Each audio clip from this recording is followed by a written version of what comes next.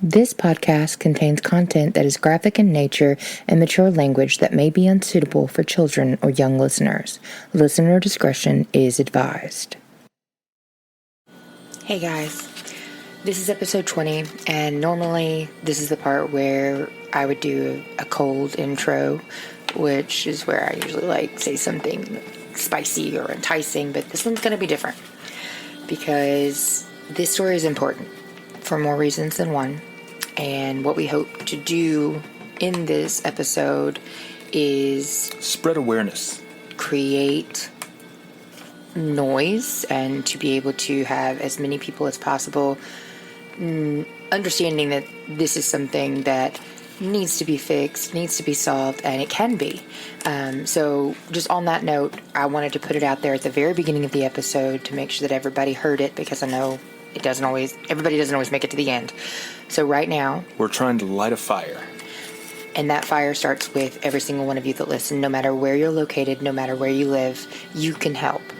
And in the show notes of whatever podcast platform you're looking at or listening to, and even if you can't find it there, you can go to my TikTok, my Twitter, or YouTube. Any of those will have the link for the petition for this case in the show notes. Okay, so you have plenty of options to be able to find it and to be able to help make a difference if you feel so moved. And by the end of this episode, we hope that you are.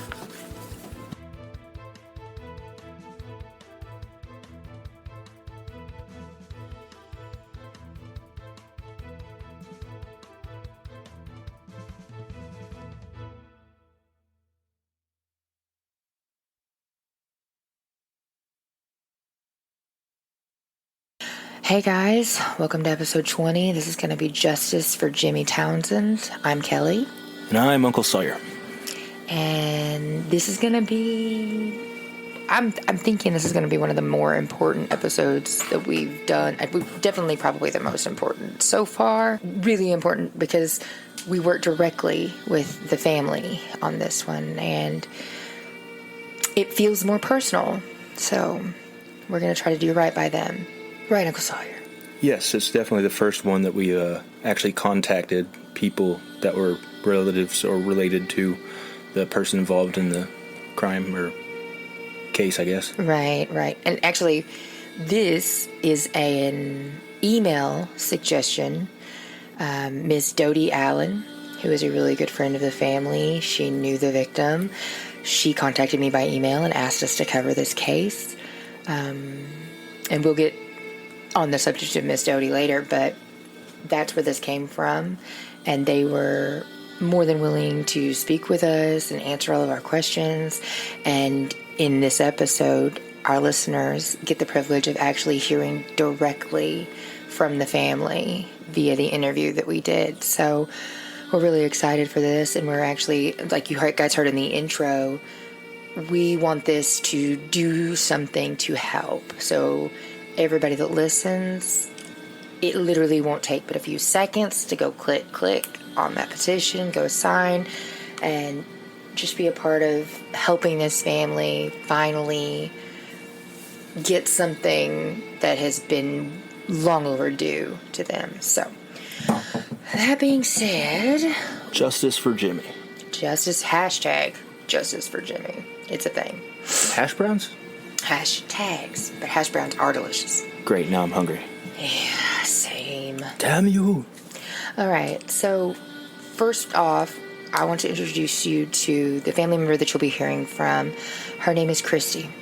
She is the daughter of our victim. So I was born August 24th of 85, and my dad, his name is Jimmy Townsend. He was 13, and my mother was 16. She has been trying for years now to get acknowledgement, to get relief, to get somebody to listen, to get somebody to speak up. So she's dedicated, and as you see, she probably gets that fighting spirit directly from her father. And her father is the victim. His name is Jimmy. He was born in December 20th, 1971. And yes, this is one of the older ones. but is still, to this day, unsolved. Although I do believe it has been, as of last year, I think it was technically reopened. But he was born 1971, and Christy, his daughter, was born August 24th of 85. Yes, he was only 13. But when we're talking about this case, that is literally the most irrelevant bit of information that any of you can take away from this. So we're going to scoot right past it. Because regardless of how old he was, and regardless of any other situation or circumstances, no one deserves what happened. Also, the mother of Christy was 16. Yeah, she was 16 at the time. So it's only 3 years apart. Right. Nice. It was a different world in the 70s. You know what I mean? Yeah, man. So he was an only child, and for all intents and purposes, he was a normal 13-year-old, except for the fact that he was known as an exceptional athlete. Just started boxing for 2 years. He was actually a boxer, a baseball player. He played football. He was really, really good in baseball. He was also involved with his community. I mean, just an all-around, all-American kid, 13 years old. 13 years old, and he was the size of a 16, 17-year-old. Well, you guys can look and see the pictures yourself. I'll post everything that I've got. Very athletically built. Absolutely. He ate his cornbread and definitely well-built, stocky kid. He got some good genes. And speaking of the boxing, he actually won a contest by a local boxing promotion company. What he won was a lunch with Smokin' Joe Frazier. Sawyer, do you have any idea who that is or why he's famous? He was a boxer. Okay, yes, moving on. So if you're not a big boxing fan, I'm not really, but everybody knows who Muhammad Ali is, right? Like, it's a whole thing. Smokin' Joe Frazier actually beat him. He beat Muhammad Ali at Madison Square Garden, and this was known as the fight of the century. And then he held the heavyweight champion for like 5 years before he gave it up and decided to go help his community back in Philadelphia. He also had a gold medal from the 1964 Olympics in boxing, so I mean, pretty big deal, especially for kids, you know, in Bumpkin. I was going to say the other one. Louisiana, who don't really have options and opportunities to meet famous people, especially black community, especially at that time. They didn't have a lot of role models to look up to. But Smokin' Joe Frazier, one of those big ones, he was part of the winner package or whatever, and turned out that Jimmy won. And so he got to go have lunch, and they actually did a whole write-up in the paper about him winning and going to meet and going to hang out with him. So, and those pictures will also be available on the website. And so this would have been a very big honor for anybody, but apparently it also was a point of contention, jealousy, all of those things.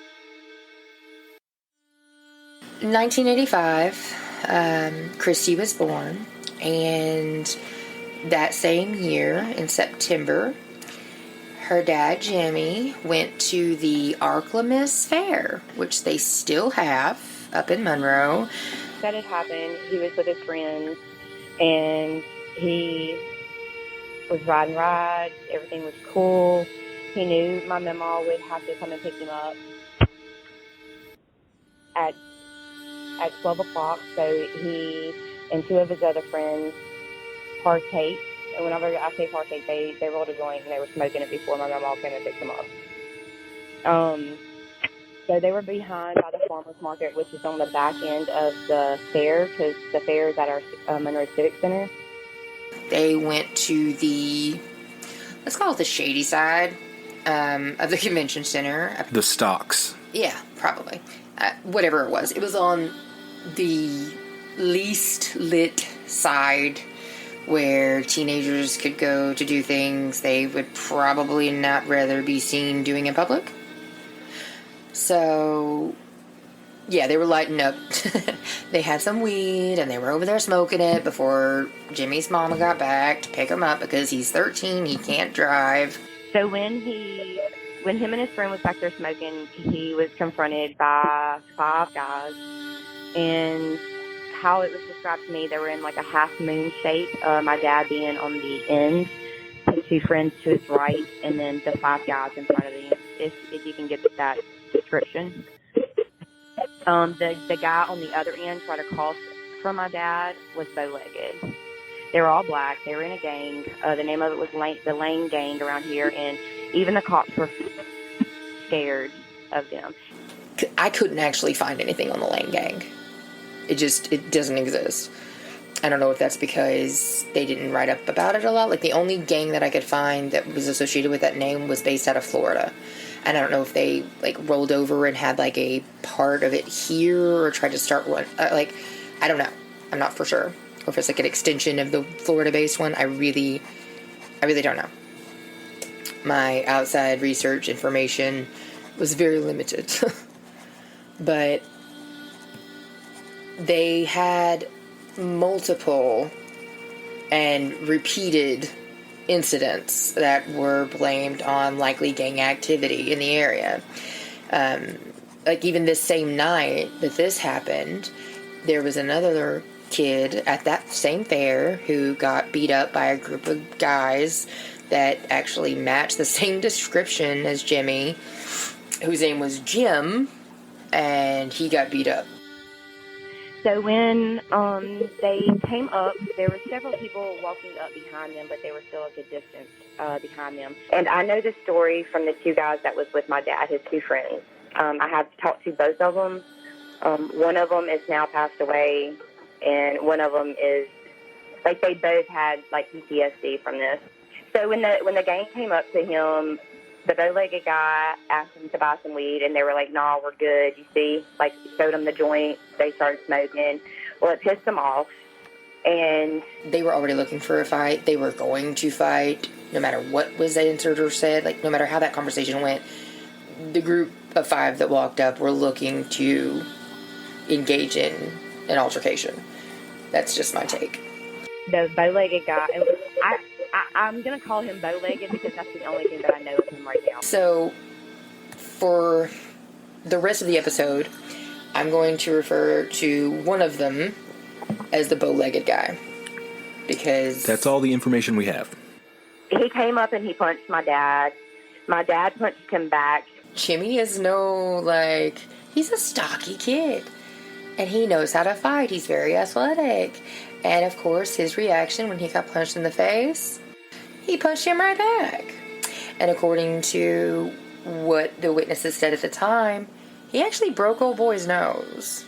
And when that happened, everybody, like all the guys that came with them was coming up to him, and then that's when they split. So the 2 guys that was with my dad was running away, and my dad should have been right there behind them, but he wasn't. He ran another way, and they followed my dad. They were looking for him because there was a couple fights that night, and another guy there that was attacked, his name was Jim, and he also had blonde hair and was from the same school that my dad went to. They got around to, like, the front of the fair and were waiting on Jimmy and realized that he wasn't coming. No, when they called up to my dad, that's when the fight happened. The last they saw of him was that Jimmy was still fighting back and trying to fight off all the guys that were around him and holding his own for the most part. Unfortunately, it wasn't enough. You get 5 against 1. I mean, those are pretty shitty odds. So he fought back with everything he had. He would hit one, the other ones would hit him in the back of the head or whatever. Eventually, they got him on the ground and were kicking, punching, hitting. He was fighting for his life. That's when he lost his life. He lost that fight. The fight was so bad, like he literally died fighting for his life. Like, the definition of fighting for your life was what he did. Can you imagine being in the center of, like, 7 guys being hit from every angle, kicked, you know, just when you turn around to hit somebody, you know, you're getting hit from behind and just hit everywhere. Yeah.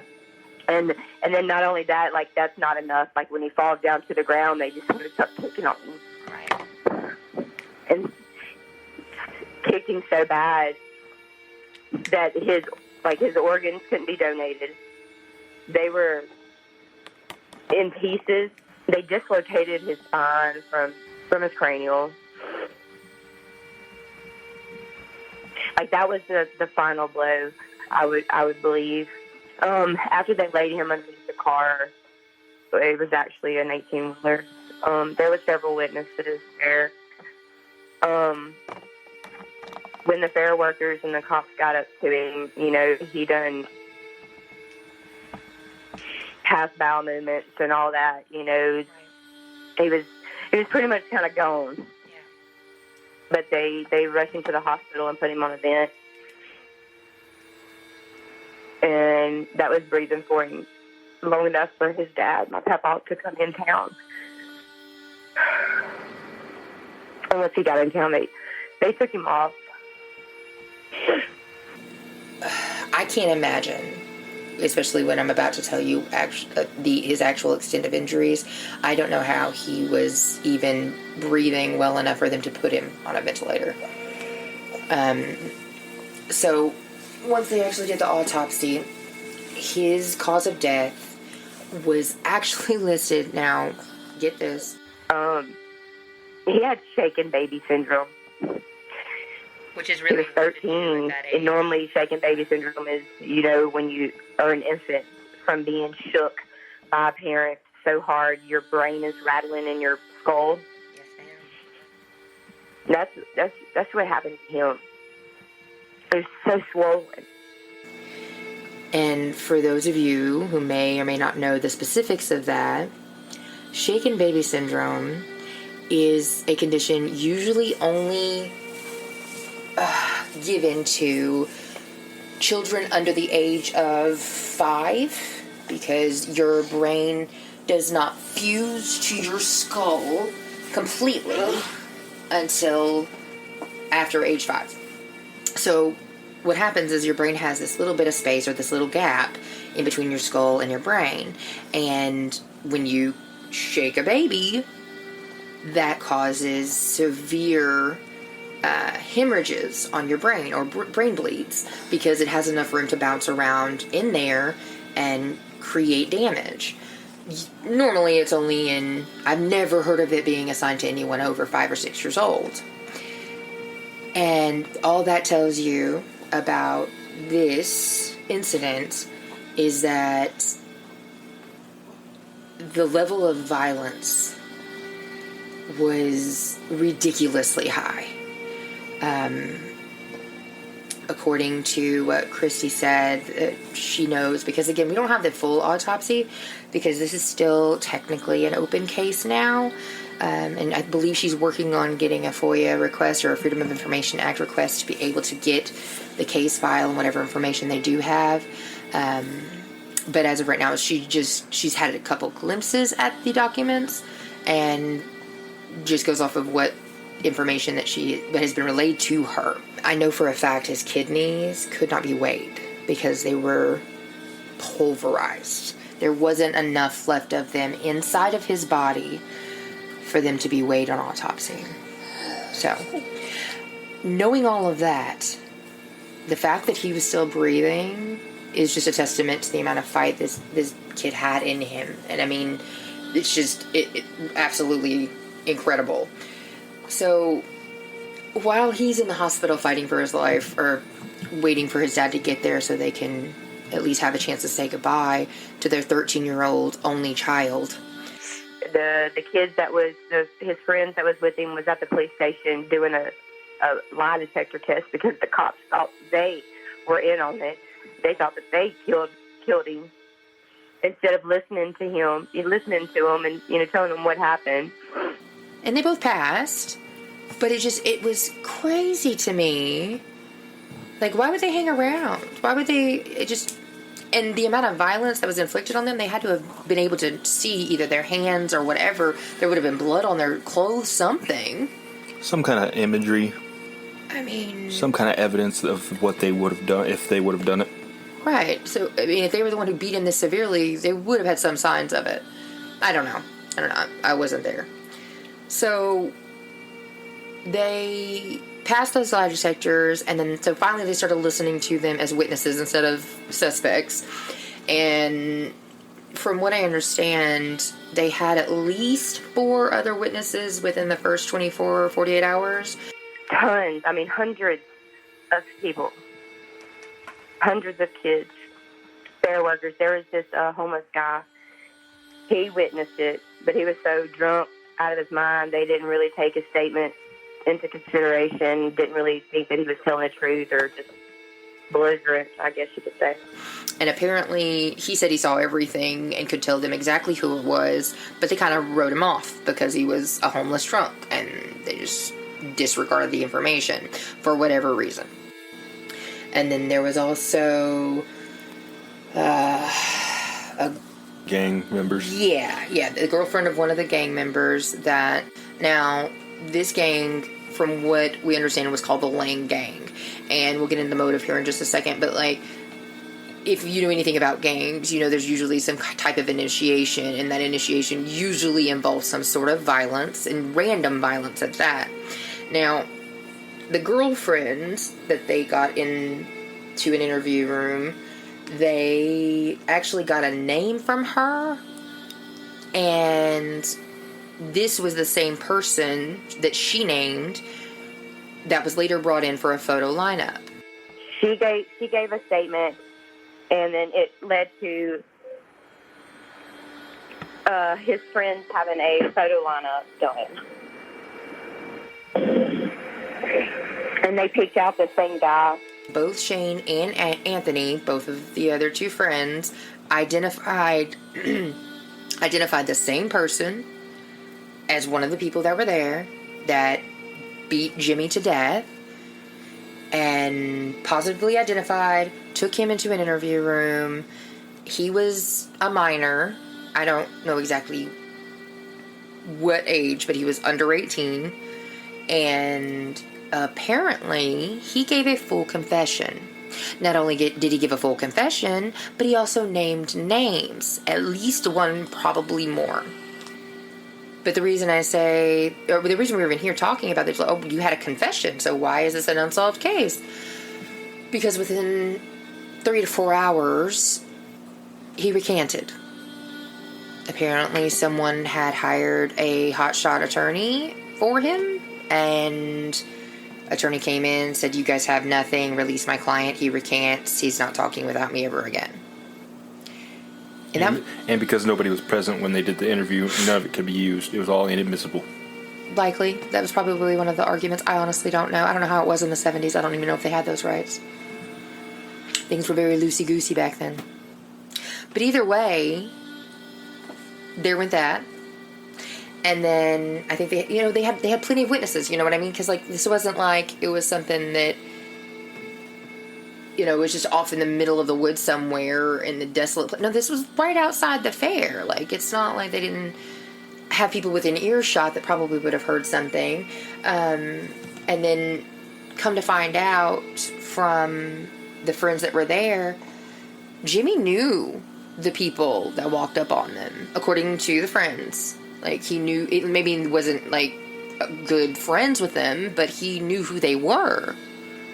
The boxing class and stuff that he was in, I believe, or they were all in this same kind of contest, and there were members of the gang that were in that contest as well, and they lost to Jimmy. So this is a theory and speculation station, but it could be assumed that not only were they jealous because they didn't get to go to lunch with Frazier, but they got beat by this white boy, and now because they have a new member to initiate or what have you, they have an easy target. Like, oh, well, this guy pissed us off because he beat us. We should have won. Let's go he's the person you should beat up for whatever.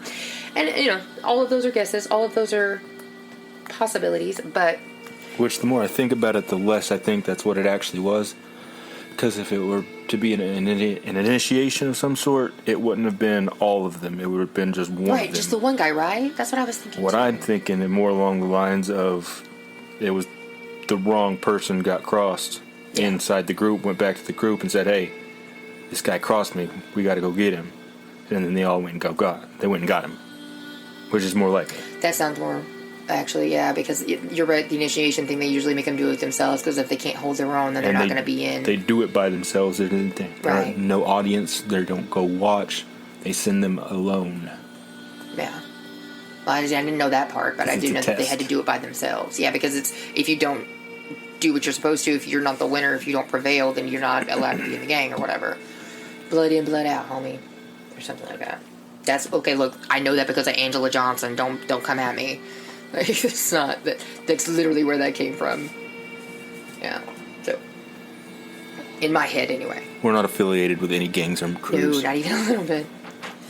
Whitest of white girls. All right, you guys know that if you've seen my TikToks. Trying to catch me, white and nerdy. Trying to catch me, white and nerdy. So. They get the confession, but they recant, and they actually, and this is where it gets kind of confusing, and this is where we don't have a lot of information. Remember, this was 38 years ago, but it'll be 39 in September of this year. But we have the limited information that we have. I believe the daughter, Miss Chrissy, I know she has more information, but from our sitting area... And from what she told us, I don't know for sure which one of these people, if they're the same people. And, like, bow-legged guy is really the only one that we have pinpointed. There's another one that... And pinpointed's a strong word. Right. We technically still don't know his name. And Chrissy doesn't even know his name, the daughter. So, that same night, though, there was another one of the gang, or it may have been bow-legged guy, I'm not sure. He went to the hospital, and they found out later, and like I said, I don't know if he was one of the ones that was not the bow-legged guy, or if he was a bow-legged guy. I just don't know for sure. I know that he was also interviewed, and I actually think they pulled in, at least 75 to 100 different kids from the area to talk to and do an interview with. I actually have the news clip that I got from Chrissy. Pretty much all of the documentation and stuff that I'll post along with this case either came from her or Dodie. And you can also check her Facebook page. Oh, it's a group, but it is a private group. You can ask to be part of it, or you can Google it. There's multiple articles about it. Yeah, but those ones, a couple that she sent me were hard to find. So either check out the website or... All you have to do is type in Jimmy Townsend 1985. And there's a couple, but most of them are the Joe Frazier. Yeah. First three things pop up. Yeah. So with that, like I said, I'll put that out there so y'all can see that in the Joe Frazier articles and a couple others that I have. But I'm not for sure on who was what. But they did interview hundreds of kids, hundreds of people, but nobody else outside of the one who confessed. They didn't get anything else because, like I said, it was a lot of, I don't know, I don't remember, I couldn't really tell, I don't know anything about them, and it was just very hush-hush, very, just super suspicious, super sus. And from Chrissy's perspective, she doesn't think it was just because it had to do with a gang. And then whenever I went to the detective, I'm like, hey, I have names of these killers. Why ain't something being done? She actually believes that the entire, and forgive me, for the present Monroe Police Department, Ouachita Parish Investigative Unit, she believes that they were highly corrupt and that there were my brother, sister's cousin's nephew kind of thing where they didn't want to be a part of it. They didn't want to get anybody that, any of their own, quote unquote, in trouble.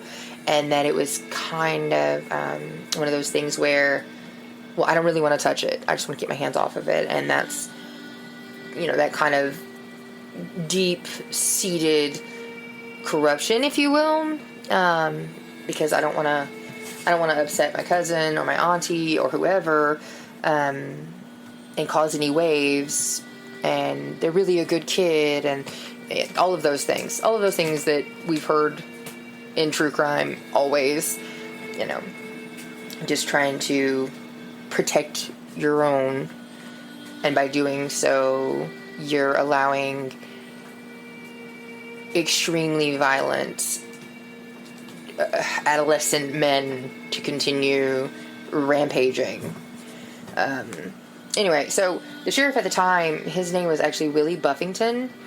And again, this is one of those things where, you go on newspapers.com, you can find out anything about anybody. You type my name in there, first and last name, you can still see my, the articles that they wrote about me when I played basketball in Oklahoma. And it's, even if in the 70s we didn't have the internet, we still have the ability to look at the newspapers from then. You should be able to locate more than just, little bits here and there. And I found plenty with Sheriff Buffington's name in it, but when it comes to Jimmy's case, there's very limited information. Almost nothing turns up when you search for it. It's a little bit unsettling, honestly, because it's almost like they were purposefully not talking about it. And that to me is odd. It sits very weird with me. It does not sit well. That's a better way to say that. I should have said it. Because typically there'd be press releases. They'd tell the people what's going on, what happened. They'd address the issue publicly. None of that happened. Not that I could find. I even went back to August of 85 to forward, and there wasn't anything. I mean, it's just gone.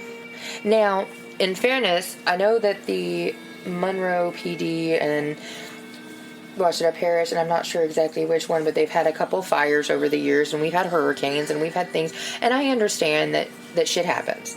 There are natural disasters, but then there's also a thing that too many coincidences means it's not a coincidence. It's not, You can only have so many things that happen before it turns into obviously intentional. And that's why I had to move away. Right. So, right now, the way that it stands,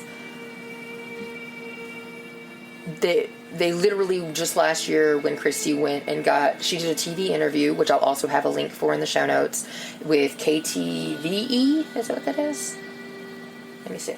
Whichever local news station. Well, it was my Ark-La-Miss, and I think they have actually two different code. I think it's KTVE and then KARD. But either way, I'll have the link in the show notes, and you can watch that as well. When she did that, and they released it at two different time periods, which I thought was really great because they really made an effort, and they actually made an effort to get in touch with the police department and everything, or the DA, anybody, to get them to talk to them, and they got nothing back. They got no bites. But when she did that interview with them, and they actually ran the coverage, they and the police department. This pissed me off when she told me, Christy, and I'll let her tell you. Oh, and when they made the case, when he told me that the case became active, I had to find out from the lady that did my news interview, because I did a news interview. Yes, ma'am, I saw that. Yes, ma'am.